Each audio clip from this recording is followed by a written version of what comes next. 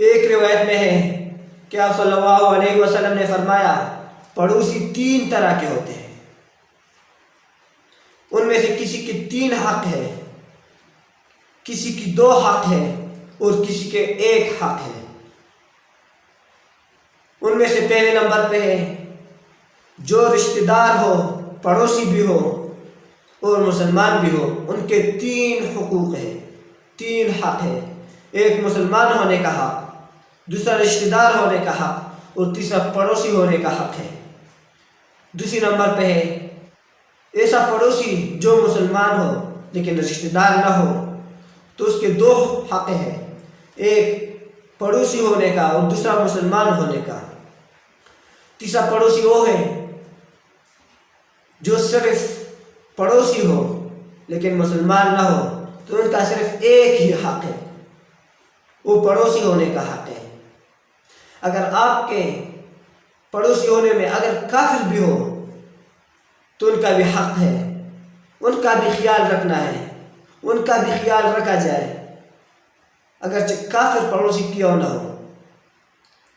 حضرت ابو ذر غفاری رضی اللہ تعالیٰ عنہ سے روایت ہے کہ آپ صلی اللہ علیہ وسلم نے مجھے 3 وصیتیں کی ہیں۔ ان میں سے پہلے نمبر پہ ہے کہ مسلمان حاکم وقت کی اطاعت کیا کرو، خواہ کتنا ہی بد شکل کیوں نہ ہو۔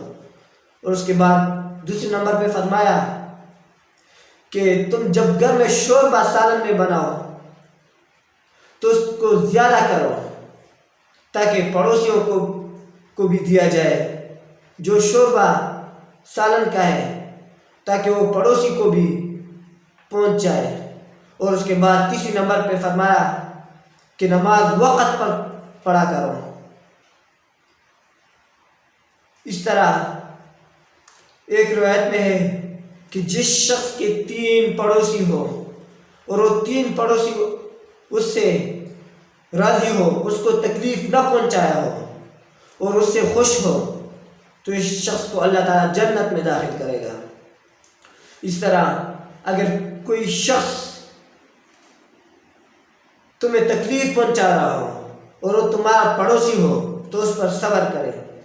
ایک شخص آپ صلی اللہ علیہ وسلم کے پاس آیا اور عرض کیا کہ اللہ کے رسول، میرا پڑوسی مجھے بہت تکلیف پہنچا رہا ہے، مجھے بہت ایذا پہنچا رہا ہے۔ تو آپ صلی اللہ علیہ وسلم نے فرمایا کہ تم اسے تکلیف نہ پہنچاؤ، تم اس ایذا نہ پہنچاؤ، بلکہ اس پر صبر کرو۔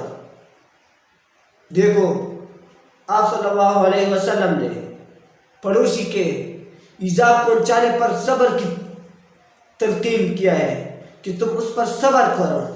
حضرت ابن عباس رضی اللہ تعالیٰ عنہ سے روایت ہے کہ دور جاہلیت میں 3 چیزیں بہت اچھی تھی، مسلمان کو بھی چاہیے کہ اسے اپنائے۔ ایک مہمان نوازی کرنا، اس کے ساتھ اچھائی کرنا، اچھا برتاؤ کرنا، اور اس کے بعد دوسری نمبر پہ ہے کہ جب عورت بوڑھی ہو جاتی ہے تو اس کو طلاق دے کر گھر سے نہیں نکال دیتے ہیں بلکہ اس کو گھر میں ہی رکھ دیتے ہیں۔ اور اس کے بعد تیسری نمبر پہ ہے کہ جب پڑوسی پر قرض چڑھ جائے، قرض بڑھ جائے، اگر خود نہیں ادا کر سکتے ہو تو ایک جماعت بنائے اور اس کے لیے ایک فنڈ جمع کرے اور اس سے پھر اس کا قرض ادا کرے۔